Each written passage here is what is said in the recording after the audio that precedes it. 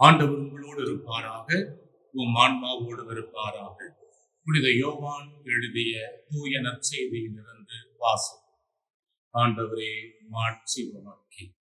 அதிகாரம் 13, வசனங்கள் 31 35 வரை. யூதாசு இறுதி ராவுணவின் அறையை விட்டு வெளியே போனபின் இயேசு, இப்போது மானிட மகன் மாட்சி பெற்றுள்ளார், அவர் வழியாக கடவுளும் மாட்சி பெற்றுள்ளார்.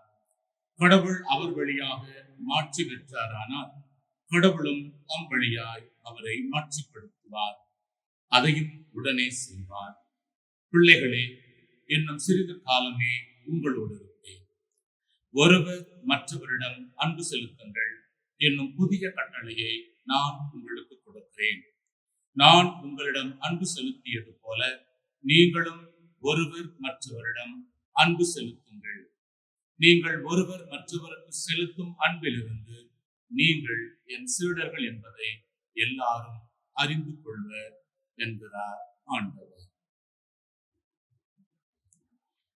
ஆண்டவரின் அருள்வாக்கு. இறைவா உமக்கு நன்றி. அன்பிற்குரியவர்களே, இன்று நாம் உயிர்ப்பு காலத்தில் 5ஆம் ஞாயிறில் அடியெடுத்து வைக்கின்றோம். இறைவன் இந்த நற்செய்தி வழியாக நான் உங்களுக்கு ஒரு புதிய கட்டளை கொடுக்கிறேன் என்று கூறுகின்றார். அந்த புதிய கட்டளை என்பது என்ன? நீங்கள் ஒருவர் மற்றவருக்கு செலுத்தும் அன்பிலிருந்து நீங்கள் என்னுடைய சீடர்கள் என்பதை எல்லாரும் அறிந்து கொள்வார்கள் என்பதுதான். இந்த உலகத்தில் எதையும் செய்யக்கூடிய ஆற்றல் ஒன்றுக்கு இருக்கும் என்றால் அது அன்பு மட்டும்தான். மனிதர்களிடத்தில் மட்டுமல்ல, கொலை வெறியோடு திரியும் விலங்குகளையும் மிருகங்களையும் அல்லது மூர்க்கமாய் திரியும் விலங்குகளை கூட அன்பினால் ஒருவரால் கட்டுப்படுத்த முடியும் என்பதுதான் உண்மை. உதாரணமாக, நாம் வாழுகின்ற காலகட்டத்தில் ஜல்லிக்கட்டு நாம் அனைவரும் பார்த்திருக்கிறோம். அந்த ஜல்லிக்கட்டில் காளையை அவிழ்த்து விட்டவுடன் அது 4 கால் பாய்ச்சலிலே தாவி ஓடுகிறது. அதை அடக்க வருகின்ற வீரர்களை பார்த்து அது மிரட்டுகின்றது, அவர்கள் மீது பாய்கின்றது, அவர்களை குத்துவதற்கு கூட போகின்றது. ஆனால் அதனை வளர்த்தவன் வருகின்ற பொழுது அது சாந்தமாக அருகில் நிற்பதை, வாலாட்டி கொண்டு நிற்பதை நாம் பார்க்கிறோம். அன்பிற்குரியவர்களே, இது எதனால் அப்படி நிகழ்கின்றது? காரணம் அவன் காட்டிய அன்புதான் அதற்கு அடிப்படை காரணம். மாடு மட்டுமல்ல, காடுகளில் தெரிகின்ற சிங்கம் புலிகளை கூட பாசத்திற்குள் அன்பிற்குள்ளாக கட்டுப்பாட்டிற்குள் வைக்கின்ற மனிதர்களையும் நாம் பார்த்திருக்கின்றோம். விலங்குகள் சரணாலயம் போகின்ற பொழுது பார்க்கிறோம், அதற்கு தீவனம் போடுகிறவன், குளிப்பாட்டுகின்றவன் அதனோடு விளையாடி கொண்டிருக்கின்றான். பிறரை பார்த்து கடித்து கொள்ளுகின்ற மனநிலை படைத்த மிருகங்களை கூட அவர்கள் அன்பினால் அடக்கி ஆளுகின்றார்கள் என்று சொன்னால் அதற்கு அடிப்படையாக இருப்பது அன்பு மட்டுமே. லூயிஸ் லாஸ் என்பவர் அமெரிக்காவிலே ஒரு சிறை கண்காணிப்பாளராக பொறுப்பெடுக்கிறார். பல்வேறு சிறைகளில் அவர் கண்காணிப்பாளராக பணியாற்றி அந்த இடத்திற்கு வருகிறார். அந்த ஊரின் பெயர் சிங் சிங் சிறை என்பதா. அந்த ஊருக்கு போகிறார் என்று கேள்விப்பட்டவுடன் அவருடைய நண்பர்கள் சொன்னார்கள், போய் அந்த ஊருக்கு அணி போற, அது ரொம்ப மோசமான ஊராச்சு, அந்த சிறையும் மோசமான சிறை ஆயிற்று, அங்கே சிறையில் இருக்கின்ற கைதிகளும் மோசமானவர்கள், உனக்கு என்ன நேருமோ நீ முடிந்த அளவு அந்த ஊருக்கு, அந்த சிறைக்கு போவதை தவிர்த்து விட்டு வேறு ஊருக்கு மாற்றில் கேள் என்று சொன்னார்களாம். காரணம், அங்கே அடைக்கப்பட்ட சிறை கைதிகள் மோசமான சிறை கைதிகளாக இருந்தார்கள். அவர்கள் எல்லா விதமான அக்கிரமங்களையும் செய்யக்கூடியவர்களாக, ஏன் கொலையும் செய்யக்கூடியவர்களாக அவர்கள் இருந்தார்கள். எனவேதான் அவருடைய நண்பர்கள் அந்த சிறைக்கு நீ கண்காணிப்பாளராக, வார்டனாக போக வேண்டாம் என்று எச்சரித்தார்களாம். ஆனால் அவர் துணிந்து அந்த சிறைச்சாலையின் கண்காணிப்பாளராக பொறுப்பெடுக்கின்றார். அன்பிற்குரியவர்களே, அந்த சிங் சிங் சிறைச்சாலைக்கு அவர் பொறுப்பெடுத்ததும் அவருடைய மனைவி தன் 3 குழந்தைகளோடு அந்த இடத்துக்கு போகிறார். அவரும் அதை பற்றி கேள்விப்படுகின்றார். இவ்வாறு கேள்விப்பட்டவுடன் எப்படியாவது இவர்கள் வாழ்க்கையில் ஒரு மாற்றத்தை கொண்டு வர வேண்டும் என்று சொல்லி அந்த சிறை கைதிகளோடு அவர்கள் பேசக்கூடிய வாய்ப்பை அவர்கள் உருவாக்கி கொள்ளுகிறார்கள். இவ்வாறு அவர்கள் அந்த சிறை கைதிகளோடு அவர்கள் எப்படிப்பட்டவர்களாக இருந்தாலும் அவர்களோடு அவர்கள் நெருங்கி பழக ஆரம்பிக்கின்றார்கள். அதன் மூலமாக அங்கே அவர்கள் வாழ்க்கையில் ஒரு மாற்றம் ஏற்படுவதை அவர்கள் பார்க்கின்றார்கள். போக வேண்டாம் என்று எச்சரித்த அந்த சிறைச்சாலைக்கு தான் மட்டும் போகவில்லை, தன் மனைவி பிள்ளைகளோடு அவர் அங்கே போகிறார். அந்த மனைவியும் அங்கே இருந்த பல்வேறு விதமான சிறை கைதிகள், கண் பார்வையற்றவர்களுக்கு அவர் பாடம் கற்றுக் கொடுக்கக்கூடியவராக அவர் மாறுகின்றார். இப்படியாக ஒவ்வொருடைய திறமைகளை கண்டு அவர்களை உற்சாகப்படுத்தி அந்த சிறைச்சாலை எவ்வளவு மோசம் என்று பெயர் எடுத்ததோ அதற்கு எதிர்மறையாக வாழக்கூடிய அளவுக்கு அந்த சிறை கைதிகள் வாழ்க்கையில் ஒரு மாற்றத்தை கொண்டு வந்தது அந்த கேத்ரீன் என்ற அந்த கண்காணிப்பாளருடைய மனைவி அன்பிற்குரியவர். திடீரென்று ஒரு செய்தி வருகிறது அந்த சிறை கைதிகளுக்கு. அந்த கேத்ரீன் என்பவர் கடைக்கு சென்ற பொழுது ஒரு விபத்திற்கு உள்ளாகி இறந்து போகிறார். அந்த சிறைச்சாலையே சோகத்தில் வாழ்ந்தது. அந்த சிறைச்சாலை கைதிகள் அனைவருமே உள்ளுக்குள் இருந்து கொண்டு நாங்கள் அந்த சகோதரனுடைய இறுதி அஞ்சலிக்கு போக வேண்டும் என்று தன்னுடைய ஆசையை வெளிப்படுத்துகின்றார். லூயிஸ் தன் மனைவியின் சாவுக்கு சென்றதால் தற்காலிகமாக ஒரு கண்காணிப்பாளர் அனுப்பப்படுகிறார்.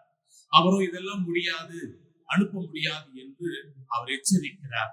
ஆனாலும் அவர்கள் வேண்டி கேட்டுக் கொள்ளுகிறார்கள், நாங்கள் பத்திரமாக திரும்பி வந்து விடுவோம், உங்கள் பெயருக்கு எந்த இழுக்கும் கொண்டு வர மாட்டோம் என்று சொல்லி ஒரு உறுதிமொழி கொடுக்க முதல் முறையாக எந்த விதமான காவல்துறை பாதுகாப்பும் இல்லாமல் அந்த கைதிகள் அனைவருமே அந்த சகோதரியின் இறுதி அடக்க அஞ்சலியிலே கலந்து கொண்டார்கள். இதில் புதுமை என்னவென்றால் அத்தனை பேரும் பத்திரமாக திரும்பி வந்து விட்டார்கள். ஒருவர் கூட தப்பித்து போக வேண்டும் என்று நினைத்து கூட பார்க்கவில்லை. அன்பிற்குரியவர்களே, என்ன ஒரு மாற்றம் பார்த்தீர்கள்? சிறைச்சாலை என்றால் மோசமான கைதிகள், சிறைச்சாலை என்றால் அவர்கள் நடத்தை மோசமானது, அவருடைய செயல்கள் மோசமானது என்று முத்திரை குத்தப்பட்ட அந்த சிறைச்சாலையும் சிறை கைதிகளும் ஒரு புதிய மனிதர்களாக அவர்கள் மாறுகின்றார்கள். புதிய விண்ணகத்தையும் புதிய மண்ணகத்தையும் உருவாக்குவேன் என்று கடவுள் சொல்லி இருக்கிறாரே, அந்த புதிய விண்ணகமும் புதிய மண்ணகமும் அந்த சிறைச்சாலையில் மாறுவதற்கு காரணமாயிருந்தவர்கள் இந்த தம்பதியினர், லூயிஸ் மற்றும் கேத்ரீன். அன்பிற்குரியவர்களே, நமது நாட்டிலும் இது போன்று எத்தனையோ பேர் சிறைச்சாலையில் இருக்கின்றார்கள். எத்தனையோ பேர் பிறர் மீது உள்ள அன்பினால் இது போன்ற காரியங்களை செய்து கொண்டுதான் இருக்கின்றார்கள். ஆக பிறருடைய வாழ்க்கையில் ஒரு புதிய தொடக்கத்தை கொடுத்து கொண்டுதான் இருக்கின்றார்கள். அன்பிற்குரியவர்களே, அவர்கள் வாழ்க்கையிலும் ஒரு மாற்றங்கள் ஏற்படுவதை நாம் பார்த்து கொண்டுதான் இருக்கிறோம். இதுகளுக்கெல்லாம் காரணம் என்ன? நாம் வெளிப்படுத்துகின்ற உண்மையான அன்பு மாத்திரமே, இயேசு மாத்திரமே. இயேசுதான், இயேசுவின் வார்த்தை தான் அவர்களை மாற்றியது. அவர்கள் உண்மையான கிறிஸ்தவர்களாக தங்கள் வாழ்க்கையில் வாழ்ந்தார்கள். அந்த மாற்றம் தான் சிறைக்கு செல்லவும் சிறை கைதிகள் மத்தியில் ஒரு புதிய தொடக்கத்தை கொண்டு வரவும் ஒரு உந்து சக்தியாக இருந்தது என்று அவர்கள் கூறுகின்றார்கள். அதற்கு அடிப்படை காரணமாக இருந்தது இன்றைய வாசகம் என்று கூட கூறலாம். நீங்கள் ஒருவர் மற்றவருக்கு செலுத்தும் அன்பிலிருந்து நீங்கள் என் சீடர்கள் என்பதை இந்த உலகம் தெரிந்து கொள்ள வேண்டும் என்று கூறுகின்றது. ஆம் அன்பிற்குரியவர்கள், இன்றைய 3 வாசகங்களும் புதிய எருசலேம், புதிய விண்ணகம், புதிய மண்ணகம், புதிய கட்டளை என்பவற்றை நமக்கு எடுத்து வைப்பதை பார்க்கலாம். இயேசுவின் சீடர்கள் பல இடங்களுக்கும் சென்று நற்செய்தியை அறிவித்து பலரை சீடராக்குகின்றார்கள் என்பதை நாம் பார்த்துக் கொண்டு வருகிறோம். இங்கே நற்செய்தி அறிவித்து என்றவுடன் விவிலியத்தை எடுத்து எல்லா இடங்களுக்கும் சென்று போதித்தார்கள் என்று நாம் நினைத்துக் கொண்டிருக்கிறோம். ஆம், அது ஒரு வகையான நற்செய்தி பணிதான். துணிவோடு போதிக்க வேண்டும் என்பது மட்டுமல்ல, நம்மில் பல பேர் அப்படித்தான் நினைத்துக் கொண்டிருக்கின்றோம். ஆனால் கிறிஸ்துவை அறியாதவர்களுக்கு மத்தியில் கிறிஸ்து விட்டு சென்ற அந்த விழுமியங்களை நாம் வாழ்ந்து காட்ட வேண்டும். நாம் வாழும் நற்செய்தி நூல்களாக மாற வேண்டும். அதைத்தான் இயேசு செய்தார். இயேசு சென்ற இடமெல்லாம் நன்மைகள் செய்து கொண்டே சென்றார் என்று பார்க்கிறோம். ஆக போதிப்பது மட்டுமல்ல, இயேசுவின் விழுமியங்களை இந்த உலகத்தில் வாழ்ந்து காட்டுவதும், அந்த மனிதாபிமான செயல்களை செய்து காட்டுவதும் நற்செய்தி என்பதை நாம் உணர்ந்து கொள்ள வேண்டும். அன்பிற்குரியவர்களே, யூதர்கள் தொழுகை கூடத்தில் அவர்கள் தினந்தோறும் ஜெபித்தார்கள், ஏட்டுச்சுருளை வாசித்தார்கள், பல்வேறு காரணங்களுக்காக மன்றாடினார்கள். அதுபோன்று இயேசு ஒரு போதகராகத்தான் இந்த உலகிற்கு வந்தார். அவரை சுற்றியும் சில சீடர்கள் உருவானார்கள். 12 அப்போஸ்தலர்களை, திருத்தூதர்களை அவர் தேர்ந்து கொண்டார். அவர்கள் இயேசுவோடு பயணித்தார்கள், அவரோடு ஜெபித்தார்கள், அவரோடு பல காரியங்களை செய்தார்கள், புதுமைகள் புரிந்தார்கள், பல்வேறு காரியங்களை அவர்களும் செய்தார்கள். இயேசுவின் இறப்பிற்கு பிறகு, இயேசுவின் உயிர்ப்பிற்கு பிறகு அவருடைய சீடர்கள் சிறு சிறு குழுக்களாக அமைத்து அவர் செய்து வந்த அந்த நல்ல காரியங்களை தங்களுடைய வாழ்க்கையிலும் செய்ய ஆரம்பிக்கின்றார்கள். எனவேதான் அவருடைய வாழ்க்கையை பார்த்து பலர் கிறிஸ்துவின் சீடர்களாக, கிறிஸ்துவின் வழியை பின்பற்றியவர்களாக அவர்கள் மாறுகின்றார்கள். அதிலே அவர்கள் இறைவார்த்தையை மட்டும் வாசிக்கவில்லை, இறைவார்த்தையை மட்டும் தியானிக்கவில்லை, மாறாக இயேசு வாழ்ந்ததை போல அவர்களும் வாழ ஆரம்பிக்கின்றார்கள். அதனால்தான் சீடர்களின் எண்ணிக்கை அதிகமானது. இயேசு பிறருக்காக தன்னையே கையளித்து வாழ்ந்தது போல, எவ்வாறு இயேசுவின் சீடர்கள் தங்களையே கையளித்து பிறருக்காக வாழ்ந்ததை போல நாமும் நம் வாழ்க்கையை பிறருக்காக கையளிக்க வேண்டும், பிறருக்காக வாழ வேண்டும் என்ற உணர்வோடுதான் பவுலும் பர்னபாவும் செயல்பட்டார்கள் என்பதை இன்றைய முதல் வாசகத்திலிருந்து நாம் பார்க்கலாம். அவர்களின் வாழ்க்கை முறை பலரை கிறிஸ்துவுக்குள் கொண்டு வந்தது என்பதுதான் உண்மை. அன்பிற்குரியவர்களே, இறைவன் தங்களுக்கு கொடுத்த பணியை செய்து முடித்தார்கள் என்று முதல் வாசகத்திலே கூறுவதிலிருந்தே அதனை உணர்ந்து கொள்ளலாம். இந்த இரண்டாவது வாசகத்துக்கு வருகின்ற பொழுது திருவெளிப்பாட்டு நூலிலிருந்து எடுக்கப்பட்டிருக்கின்றது. தொடக்க கால கிறிஸ்தவர்கள் வேத கலாவணையை சந்திக்கின்றார்கள். வேத கலாவணை என்றால் கிறிஸ்துவுக்காக துன்புறுத்தப்படுவார்கள், உயிரை கொடுப்பார்கள், அடிக்கப்படுவார்கள், நொறுக்கப்படுவார்கள், இப்படி பல காரியங்களை அவர்கள் சந்தித்தார்கள். ஒரு சில பேர் அந்த நம்பிக்கையிலிருந்து விலக ஆரம்பிக்கின்றார்கள். எதற்காக இவ்வளவு துன்பங்கள் நாங்கள் மேற்கொள்ள வேண்டும் என்ற ஒரு எண்ணம் வந்த பொழுது அந்த விசுவாசத்திலிருந்து பிறழ ஆரம்பிக்கின்றார்கள். அப்போதுதான் யோவான் ஒரு காட்சி காண்கின்றார். அந்த காட்சியை அவர்களுக்கு முன்வைக்கின்றார். அவர் கண்ட காட்சி என்ன? புதிய விண்ணகம், புதிய மண்ணகம் அங்கே நான் கண்டேன், பழையவை அங்கே இல்லவே இல்லை. புதிய எருசலேம் கடவுளிடமிருந்து விண்ணகத்தை விட்டு இறங்கி வர கண்டேன். இதோ கடவுளின் உறைவிடம் மனிதர் நடுவே உள்ளது என்ற செய்தியை தெளிவாக அவர் கொடுப்பதை நாம் பார்க்கலாம். பழைய ஏற்பாட்டிலே பார்க்கிறோம், உடன்படிக்கை வேளையின் மூலமாக இறை பிரசன்னம் அவர்கள் சென்ற இடமெல்லாம் தொடர்ந்து கொண்டிருந்தது. அது இஸ்ராயேல் மக்களை பாதுகாத்தது. அதுபோல இறைவன் இன்றும் அவருடைய மக்கள் மத்தியில் வாழ்ந்து கொண்டிருக்கின்றார், அந்த மக்களை பாதுகாக்கின்றார் என்ற செய்தியினை கொடுக்கின்றார். அவர்களோடு ஒரு புதிய உடன்படிக்கையை ஏற்படுத்துவார். அவர்கள் நடுவே கடவுள் இருப்பார், அவர்கள் அவருக்கு மக்களாய் இருப்பார்கள். அவர்களுடைய கண்ணீர் அனைத்தையும் அவர் துடைத்து விடுவார். இனிமேல் சாவு இராது, துன்பம் இராது, அழுகை இராது, துயரம் இராது என்ற ஒரு மகிழ்ச்சியின் செய்தியை கலங்கி போய் நிற்கின்ற மக்களுக்கு ஆறுதல் கொடுக்கின்ற செய்தியாக யோவான் கொடுப்பதை நாம் பார்க்கலாம். உங்கள் வாழ்க்கையில் வசந்தம் வீசும். இதைத்தான் இரண்டாவது வாசகத்தின் செய்தியாக நமக்கு கொடுக்கின்றது. அதாவது உயிர்த்த இயேசு தாம் துன்பத்திலிருந்து கடந்தது போல நம்மையும் அதிலிருந்து விடுவித்து புதிய வாழ்வை நோக்கி வழிநடத்துவார் என்ற செய்தியை கொடுக்கின்றது. நற்செய்தியானது யோவான் நற்செய்தியிலிருந்து எடுக்கப்பட்டிருக்கின்றது. இன்றைய பகுதியானது இயேசு தனது சீடர்களுக்கு போதித்த இறுதி போதனை, the last discourse என்று கூறுவார்கள். யூதாஸ் அப்பத்துண்டை பெற்றதும் அவன் வெளியேறுகின்றான்.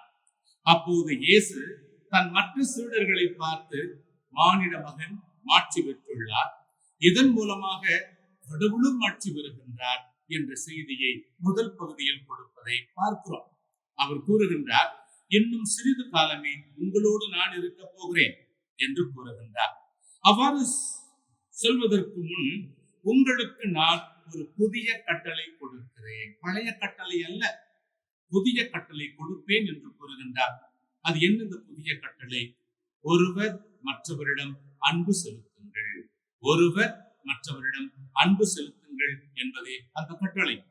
அதுவும் எவ்வாறு அன்பு செய்ய வேண்டும் என்றால், எவ்வாறு இயேசு நம்மை அன்பு செய்தாரோ அதுபோல நாம் பிறரை அன்பு செய்ய வேண்டும்.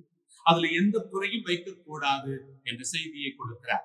மேலும் அவர் தெளிவுபடுத்துகின்றார், நீங்கள் ஒருவர் மற்றவருக்கு செலுத்தும் அன்பிலிருந்து நீங்கள் என் சீடர்கள் என்பதை இந்த உலகத்தில் உள்ள எல்லோரும் அறிந்து கொள்ள வேண்டும், அறிந்து கொள்வார்கள் என்று கூறுகின்றார். அப்படியானால் நாம் வாழுகின்ற வாழ்க்கை இந்த சமுதாயத்தில் உள்ளவர்களுக்கு அன்பை கொடுப்பதாக, அரவணைப்பை கொடுப்பதாக, சமாதானத்தை கொடுப்பதாக, மன்னிப்பை கொடுப்பதாக அமைய வேண்டும் அன்பிற்குரியவர்களே. இதனைத்தான் அன்று வாழ்ந்த கிறிஸ்தவர்கள் கடைபிடித்தார்கள். பிறரின் தேவையை உணர்ந்து அவர்களுக்கு தங்கள் சொத்துக்களை கூட விற்று பகிர்ந்து கொள்ள முன்வந்தார்கள் என்பதை பார்க்கிறோம். அந்த அளவுக்கு கிறிஸ்துவை ஏற்றுக்கொண்டவர்களின் வாழ்க்கை முறை மாறுகிறது. புதிய விண்ணகம், புதிய மன்னகம், புதிய எருசலேம், புதிய கட்டளை கொடுப்பது இதுதான் அன்பிற்குரியவர்களே. இன்றும் சில கிறிஸ்தவர்கள் அவர்களைப் போல கிறிஸ்துவை போல வாழுகின்றார்கள், தியாகம் செய்து வாழ்ந்து கொண்டிருக்கின்றார்கள்.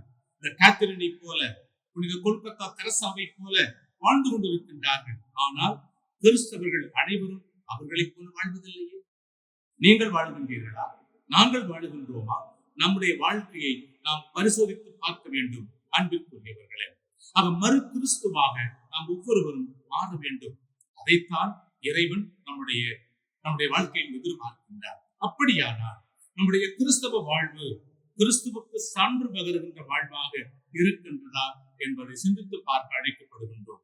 முதலாவது, நாம் பிறரை அன்பு செய்ய வேண்டுமானால் முதலில் நம்மையே நாம் அன்பு செய்ய வேண்டும்.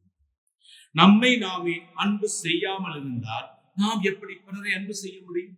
அன்பு என்பதை நாம் சுவைக்காமல் இருக்கின்ற பொழுது அந்த அன்பை பிறருக்கு கொடுக்க முடியாது. இன்றைய வாசகம் கொடுக்கின்ற முதல் படிப்பினையானது நம்மை நாமே அன்பு செய்ய வேண்டும். இரண்டாவது, நம்மோடு வாழுகின்ற பிற மக்களை நாம் அன்பு செய்ய வேண்டும். தினசரி வாழ்க்கையில் நாம் செய்கின்ற காரியங்கள் மூலமாக பிறரை அன்பு செய்ய வேண்டும்.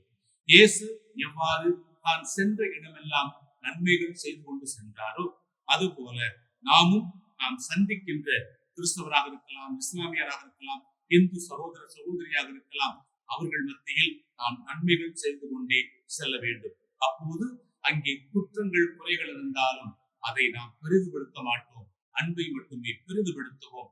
அப்போது நாம் பிறரை மன்னிப்போம், பிறரை அரவணைப்போம், பிறரை ஏற்றுக்கொள்வோம். அப்பேற்பட்ட ஒரு கிறிஸ்தவர்களாக நாம் மாற வேண்டும் என்ற ஒரு செய்தியை கொடுப்பதை பார்க்கலாம். எனவே அன்பிற்குரியவர்களே, இன்றைய ஞாயிறு வாசகங்கள் கொடுக்கின்ற செய்தி மிக தெளிவாக இருக்கிறது. நான் உங்களை அன்பு செய்தது போல நீங்கள் பிறரை அன்பு செய்ய வேண்டும். நான் உங்களை அன்பு செய்வது போல நீங்கள் பிறரை அன்பு செய்தால் மாத்திரமே அந்த அன்பு உண்மையான அன்பாக இருக்கும் என்று இறைவன் சொல்லுகின்றார். எனவே கிறிஸ்துவின் உயிர்ப்பை கொண்டாடி கொண்டிருக்கின்றன. ஒரே ஒரு கேள்வியை மட்டும் சிந்தித்து, நான் என்னோடு வாழ்கின்ற பிறரை அன்பு செய்கின்றேனா? அன்பு செய்ய தயாராக இருக்கின்றேனா? அப்படி அன்பு செய்து வாழ தேவையான வரத்தை இறைவன் நம் அனைவருக்கும் தந்து நாமும் ஒரு புதிய சமுதாயத்தை உருவாக்க, புதிய விண்ணகத்தை மண்ணகத்தை உருவாக்க தேவையான வரத்தை இறைவன் தர வேண்டும் என்று சொல்லி இந்த நாளிலே தொடர்ந்து நாம் ஜெபிப்போம். ஆமென்.